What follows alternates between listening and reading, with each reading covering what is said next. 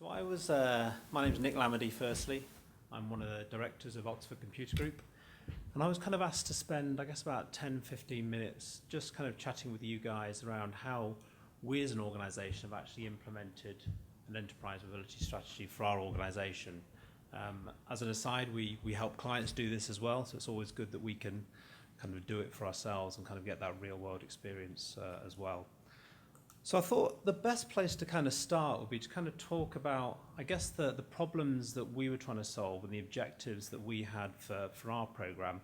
And I guess a lot of these will be similar to the sort of things that you'll be trying to achieve within your businesses as well.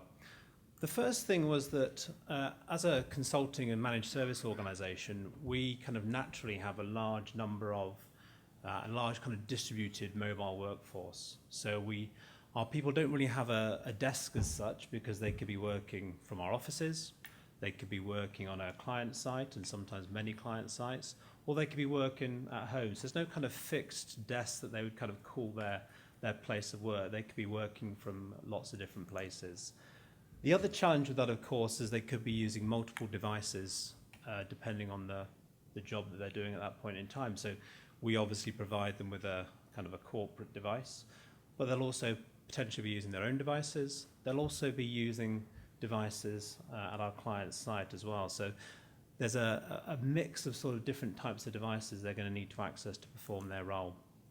And of course, again, due to the nature of what we do, there's very much a need to collaborate, not only internally on kind of project teams, but also with our clients as well, sharing information and data and reports and documents or whatever it might be. So, due to the nature of our work, there's a lot of collaboration that's required.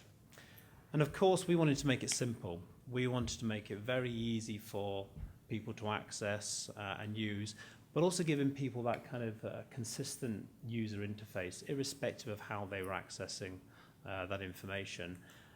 But above all, of course, we really wanted to control access to sensitive data, making sure that only the right people had access to the data they needed to do their role at that point in time. And that obviously changes depending on the project they're working on, depending on their level within the organization. So these are sort of some of the things that we kind of had as challenges and some of the objectives of our kind of mobility program. And I guess like a lot of organizations, there's a lot of hype in the marketplace about what you should do first, what precautions you should take. And we were kind of like a lot of organizations, I guess, trying to think, which path should we take? Because there's lots of different approaches we could adopt, and they're not necessarily all the wrong approach, but we wanted to keep in mind where we were trying to go in the longer term and figure out a path for how we actually achieve that. So I thought it'd be useful to kind of share with you some of the considerations that we went through. Again, some things that you may be considering yourselves. The first thing, which was reasonably quickly dismissed because it's just not practical for our business, but the first thing we considered was, should we just say no? Should we just say, if you want to access this piece of information, you need to access it from this device, in this location, at these times? Could we be as kind of draconian as that? Well, actually, no. Based on the business that we have and the needs that I've just talked about, that was not a consideration for us, but it's something we needed to kind of look at from a completeness perspective. And I guess our major concerns were, we wanted happy, productive, bouncy users, I suppose, like Tigger there. We didn't want to kind of take the bounce out of Tigger and make people kind of unhappy or unable to actually do their job. The other thing was, could we remain competitive with that kind of stance when our competitors will have this ease of access to their information? Could we actually restrict people's ability to access information in that way? And could we attract and retain the talent within our organization when we had this kind of stance of, no, these are the restrictions in terms of what you need to access where? So that was a major concern. And I guess finally, it's all very well saying, no, you can't do it, but we've got a fairly tech-savvy user base. So nature finds a way. If people are able to configure their corporate email on their iPad, or they're using Dropbox to drop corporate information, it's very difficult to actually stop them doing that. So we recognize that this is not the stance that we should be taking. So the next kind of approach we looked at, which I think a lot of our clients look at and a lot of people that I speak to in the market kind of take this view, is to actually, the main problem I'm trying to solve for some organizations is bring your own device. So maybe we should look at a tactical solution to actually solve this specific problem, get something implemented quickly, and actually get value from that solution. So it's an approach that we looked at.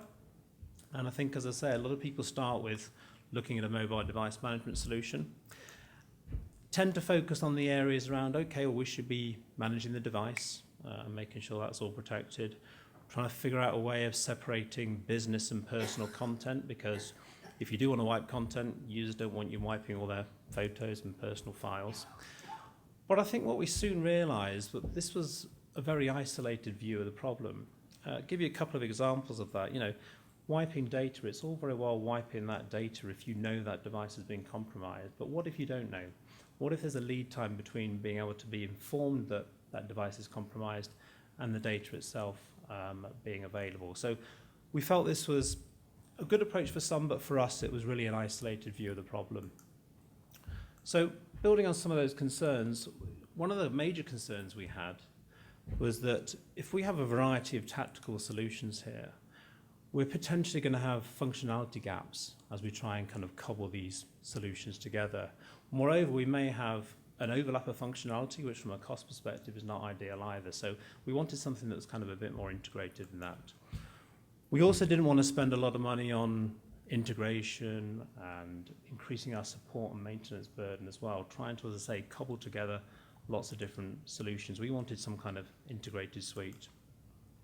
I mentioned earlier, we were looking for this common user experience. So irrespective of the device or the technology they're using, we want one common user interface, so we didn't have kind of frustrated users that are having to learn lots of different interfaces to perform their role. And finally, the security piece. As I mentioned before, we want to make sure that the information is secure irrespective of where it resides. So if we have a device that is compromised, we know that that piece of content itself is kind of safe and secure. So those are some of the concerns we had around a tactical solution. I'm not saying it's not a good solution for others, but for us, in terms of what we wanted to achieve, we felt that was the wrong approach. So I think, what's still kind of leading up to is we really took a very strategic view of the problem. So we had set out our goals and objectives, as I shared with you earlier, in terms of what we're trying to achieve over the lifetime of this project. But then we did very much break it down into elements so that we can actually add value. So kind of think strategically and act tactically. And the approach we went through is as follows. So again, by the nature of what we do, you probably wouldn't be surprised about this. Our pedigree is very much in the identity management space. So kind of the first step for us was very much implementing an identity solution. As I say, no kind of surprises there. And we have a situation now where we have this kind of single identity for all of our users, so they're able to access all their applications and all the SaaS applications that we use across the business through one user portal. Azure AD is a technology that we use. So this is great. As a user myself, I'm able to log in once and get access to all of my applications. From the other side of it, from a director of the business, the other thing that's great about this is if people leave the organization, I can ensure their account in AD is disabled and all of their access to all of their applications is gone as well. So it's great from that perspective too. So that's really our kind of foundation. We also use Office 365 and OneDrive for Business. So again, this common user interface for people to access all of their resources irrespective of the device that they're using. Absolutely fantastic for us. OneDrive for Business, I don't know if you guys are aware of it, but it's truly fantastic as a user from my point of view. I came down here on the train. I live up in Manchester today. I was able to work on documents offline, come back here, get on the wireless, sync it, and those documents are all available for me on my other devices that I use as well. So everything is kind of in sync. Everything is protected. If I leave the organization, my access to that is disabled and all my documents are safe kind of within the OCG family, which is perfect. The other piece I mentioned there around kind of rights management and protecting that piece of data where it resides, we're currently rolling out the rights management solution. So this is this belt and braces approach where we're able to protect every piece of content. We're able to ensure that certain people have rights to actually view, print, move on that piece of information via email or whatever means as well. So we've got much more control over the content itself. And then the final piece for us, which as I say, often for people is the kind of the first piece they do, is actually that device management piece. Because of all these foundations we have currently, we feel we've got a good level of protection around what people can actually access on their devices anyway. So actually managing the device itself is kind of the last piece of the puzzle for us, but something that we're doing to actually kind of complete the story as well. So as I say, we've taken a very kind of strategic approach here. I'm not saying that this process is the way that every organization should do it, but I think it's given us kind of great benefit and value. And just, I guess, concluding on that, so, what have we actually achieved, and, did it give us the outcome that we expected? Yes would be the short answer, but I'll kind of go through it in more detail. So I think we've got happy and productive users. We've got users that can actually work from any device, any location, access the information they need to do their jobs, and I'm happy that it's protected within the organization. We're able to share not only internally and within certain different project groups, but also externally with our clients and collaborate, give people access to information based on the time they need it, and then revoke those access rights when they don't. So that's really great from our point of view. We have this concept of, as I say, kind of device independence. I have 3 devices that I use to kind of run my life. I have my Surface, which is my kind of corporate device. I have my Windows phone, and I have my personal iPad. I can access all of my information from any of those devices. And as I say, from my point of view as well, as a kind of a director of the business, I can revoke that access as soon as somebody leaves the organization with removing one account in Active Directory. So it kind of gives us that flexibility and security. And ultimately that minimizes the risk of a data breach, which is clearly what we want to ensure. And bottom line, it gives us a more cost-effective and profitable business, which again, from my point of view, is something that's very, very important. And I think the final thing, which I kind of mentioned at the start, is I kind of like the fact that we kind of do as we say. So when we're talking to clients about helping you on this journey, we're able to use ourselves as kind of a reference, as we don't just say you should do this, we actually do this because it adds real value to our business, and believe it can to yours too. So thank you very much for your attention. I hope that was useful. I'm going to be out on the stand out there later. If any of you want to kind of come and have a chat with me, you can also drop me an email if any of you are interested. I'm nick@oxfordcomputergroup.co.uk.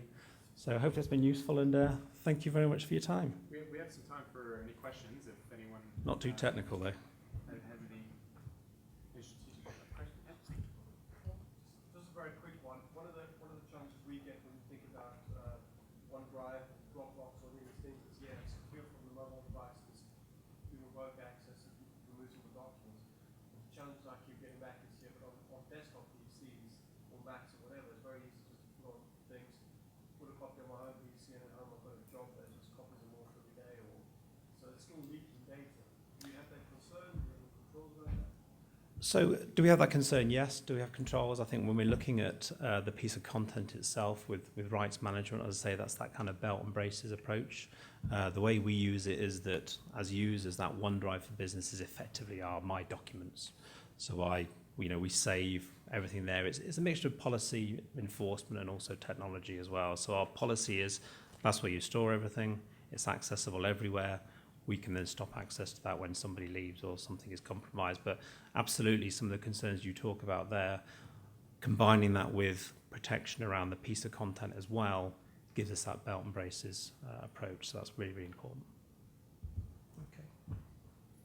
Well, a question if I can ask you one. Sure. I mean, obviously you're a big partner with Microsoft, so a lot of that element, a lot of the management, security, and identity management, and obviously rights management is all coming from, and the device management all coming from, from the Microsoft platform.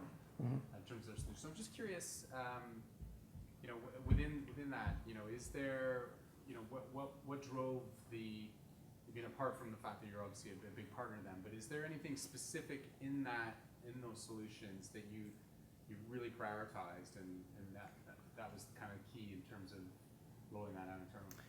I think, we are a Microsoft partner, pure play Microsoft partner. I think we think they've got, the best technology in the marketplace. We bet our business on it, which is, I guess, no greater accolade. I think for us, it was that integrated suite. I think there's a lot of technologies out there, and we're not saying the Microsoft technology is going to be best for every organization because there'll be different priorities. But for us, it was very much that, integration, the suite approach, reducing our support and maintenance burden, reducing our integration costs by having to cobble these solutions together. And, we're not we were looking for, I suppose, different things in terms of, we've got a very mobile workforce. I know today's workforce is very mobile, but we have lots of people doing lots of different roles within our organisation. So it's that ability and agility to kind of move and share was very important for us, and giving everybody that kind of user interface that was common and all those kind of things. So for us, that was a real driver.